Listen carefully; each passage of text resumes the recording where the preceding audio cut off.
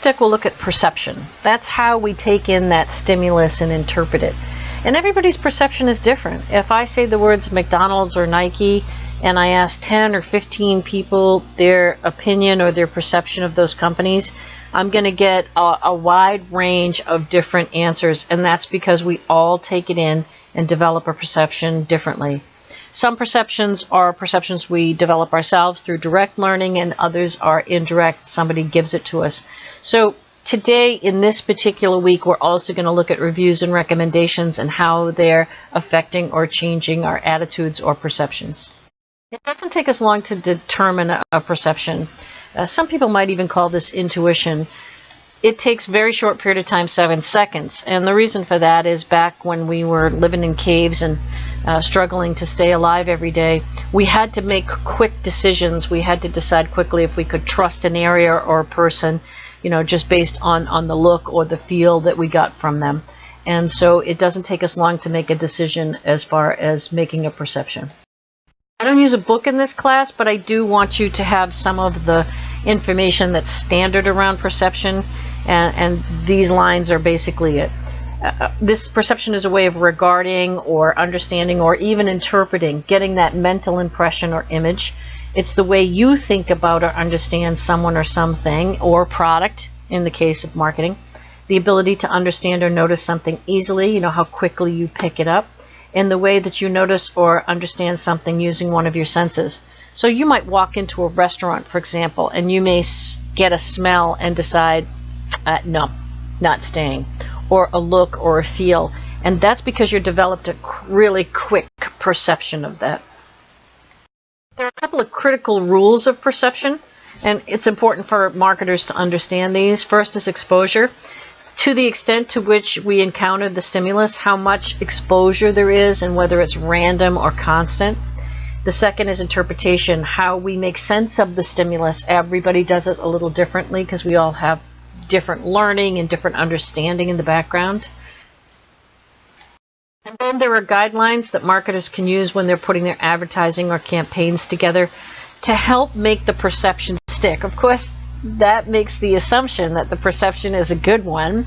It isn't always good. Sometimes companies have, we have a bad perception of a company. But first is relevance.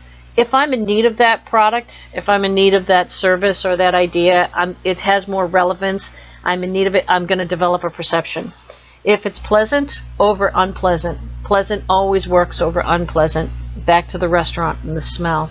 It has to be repeated, right? It has to be consistent. I won't necessarily continue to keep that perception if I have a bad experience and then another bad experience and another bad experience. So even though I've had a good experience, if it's not repeated in short order, I am going to necessarily change my perception.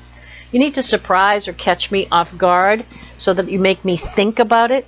And then prominence and contrast, the things that you want me to think about your brand, you need to have them be very prominent in the advertising. A lot of research is done on, how we determine our perception and how we get to the opinion that we like or dislike or trust or don't trust somebody. And a lot of this work has been done in the criminal justice system around juries and how juries react and respond to, to people who are on trial. And just looking at the faces in the picture, the one to the far left consistently shows a low trustworthiness on the trustworthiness scale, and the one on the right, a high trustworthiness. And this goes back to, again, when we were, fighting survival, we had to sort of make a really quick decision about whether we trusted to turn our back on somebody. And this is a really good example of how dangerous sometimes it is to rely on people's perceptions.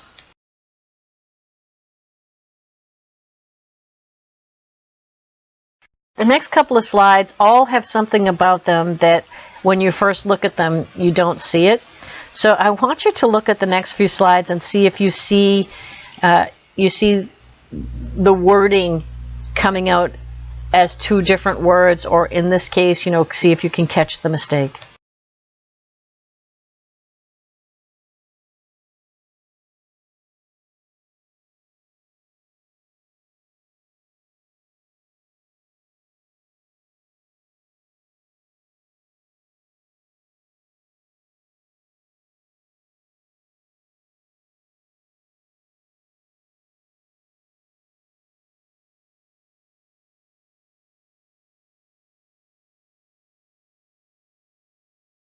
This is another example of perception. So research was done with the 3 different types of mugs that you see here. The coffee is exactly the same. It's not changed from one mug to the next. They had a white mug, a clear mug, and a blue mug. And they asked people to taste the coffee and tell them which one they liked the best. And over and over and over again, it comes out the white mug. Maybe because of the prominence of the contrast, but even though the coffees were the same temperature, same maker, same everything, same pot of coffee, all of them say it tastes better in the white mug. Knowing and understanding what people's perception is of the things that you have, the products that you have, is really important so you can bring out the best possible perception of your product. Now, companies and products have what we call brand perception, right? You have a perception about brands. And there are 2 perceptions. One is the ideal, where the company would like you to see the brand, and the actual, where your customers actually do see the brand. And you want to make sure that they're close and try and get them even closer or on top of each other, because the distance between the 2 really dictates what kind of work a marketer has to do to improve the perception. So let me give you a couple of examples. The first example is Stella Artois. Stella Artois is not an American beer. It is a beer from over in Europe. And in Europe, specifically in the UK, it is called the wife beater beer. It is considered to be a very low-end, low-quality beer, drunk mostly by people who are blue-collar workers, and obviously the concept is that it's not a very good beer. Now, when they were bringing their beer to the United States, they decided that was not a perception they wanted to continue here in the U.S. So what they did is they changed up the beer. They changed up their advertising, they changed up their packaging, they changed up their marketing in general. They did not change the beer. The beer itself is exactly the same as it is in the UK. And they were able to change the perception here in the States to a higher quality beer and get a higher price for it, candidly. The same thing happened to Pabst Blue Ribbon.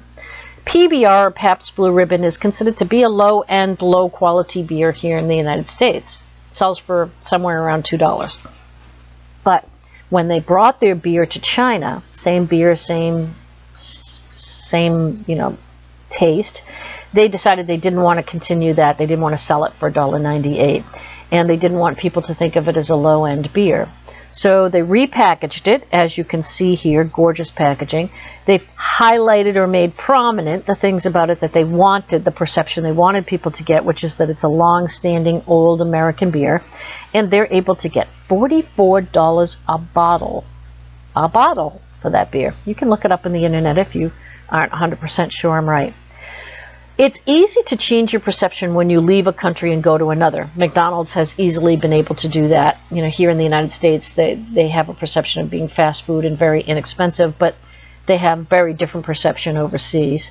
But it's much harder to do it when you're living with the product every day. That is the challenge that marketers have. How do you bridge that gap between where you want people to think of you and where you actually are? Well, first things first, you have to know what people think, like the coffee mug.